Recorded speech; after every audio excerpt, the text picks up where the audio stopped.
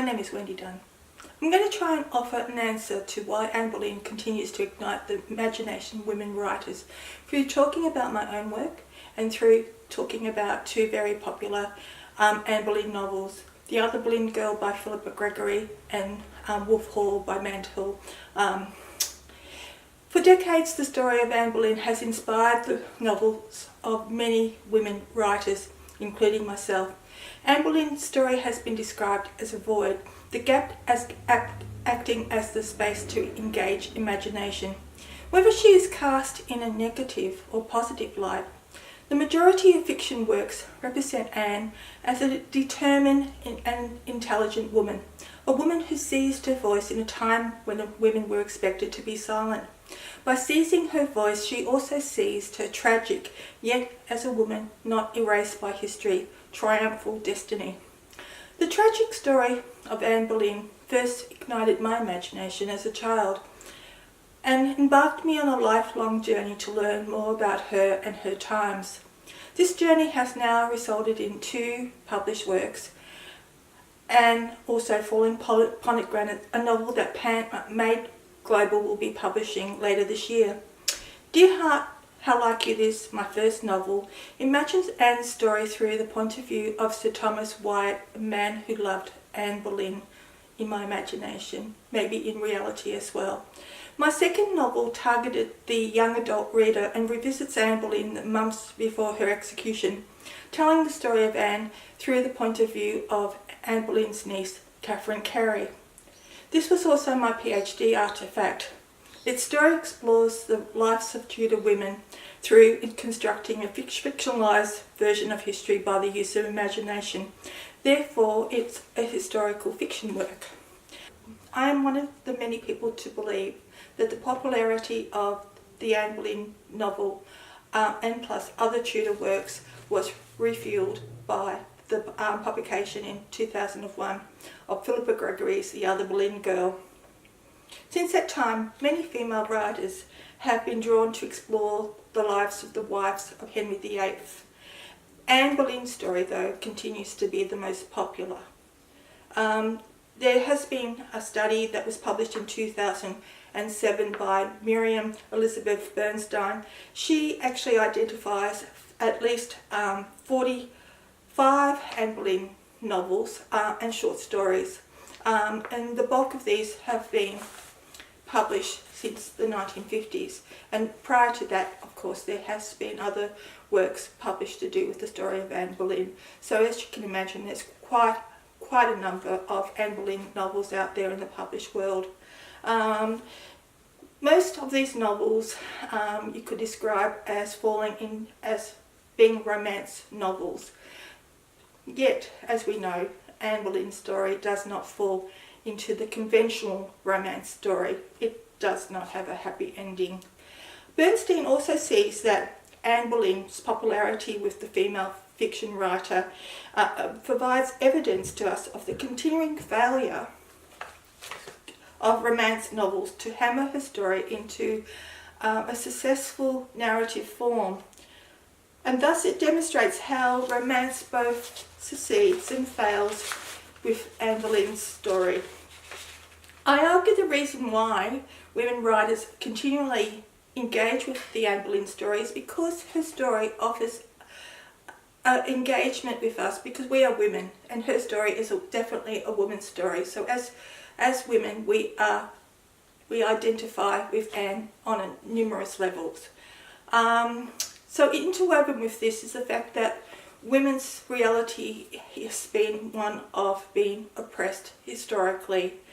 Writing fiction about the lives of historical women, women are not only reclaiming stories left on the margin of history, but also seizing the means of narrative empowerment and also personal empowerment as well. The story of Anne Boleyn, as used in fiction, presents a powerful example of this reclaiming in action. Empathy is a vital part of my writing practice. My experience as a woman has made me really connect to the Anne Boleyn story, which leads me to write her story through the prism of sympathy. Many other novels about Anne Boleyn don't do this. They revise her as the bitch or the monster woman. And I believe we cannot ignore what is actually underpinning these kind of narratives. Susan Weiser's 1994 study of the bitch figure in Harlequin novels strengthens this argument. Weiser sets out that the bitch figure is an important master narrative for women. Weiser also underlines another consideration, whether the triangle of the hero, the heroine and the bitch actually tells us about the cultural conflict about woman's forceful self, the woman as being a good woman or the bad woman. She sees the bitch figure as a kind of dumping ground for anxiety and discomfort in gender role. Like I said, this is an example of a master narrative in play. Women are influenced into believing that the good woman, which features are determined by our male-dominated societies, is the only way to be a true woman. Bernstein reminds us that there has always been a prejudice against women who seize their voice. Anne Boleyn's novel provides evidence of this, as does the story of the historical Anne, who was part of a world that saw the virtuous woman as a woman who is silent. Anne Boleyn's rejection of silence combated not only against her gender, but also underlined her failure to give her husband his desired son. Her female gender stripped her of real power to dictate her own destiny and stripped her of her right to a voice to control her own life or death. The determination of Anne Boleyn to own her own voice and story not only underlines for us her lack of power, but also became an act of self-destruction. If we return to Weiser's study of the bitch in romances, she almost seems referring to the Anne Boleyn novels when she says, "The bitch seems to get away with murder, sexually or romantically speaking, until she is self-murdered by being erased from the plot at the novel's end." Mantell's Wolf Hall offers us an example of a novel revising Anne Boleyn as the bitch. Cromwell reveals to the reader a woman who is not only a bitch but also ambitious, unkind, destructive and even humorless. Anne Boleyn apparently possesses no redeeming characteristics at all. Her very appearance is witch-like. She's described as a woman of black looks. Mantell's work also speaks to Bernstein's contention that while the king's bedding of a woman may give her access to his power, this power was dependent on his desire. Her value was part and parcel of desire. Without that desire, she was just a used and discarded woman. Another very important novel is Philippa Gregory, The Other Blind Girl. Gregory, despite saying she believes that Anne was innocent of the charges resulting in her execution, shapes a seemingly cold and very calculating Anne Boleyn. Anne Boleyn often behaves with all the traits of a bitch, as well as forever hissing and striking out like a snake. This novel is narrated through the voice of Mary Boleyn, Anne Boleyn's sister and passive rival. Mary persuades the reader of Anne Boleyn's frantic desperation to become pregnant and therefore remain queen, and leaves the impression that she sleeps with her own brother George to achieve this.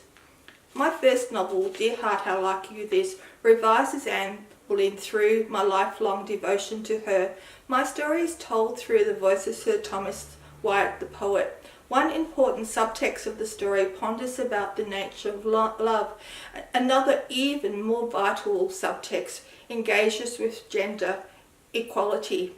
My novel and others imagining a love affair between Anne Boleyn and Wyatt not only depicts a doomed passion, but also offers to Anne Boleyn a sexual power of choice she is denied in her relationship with Henry VIII.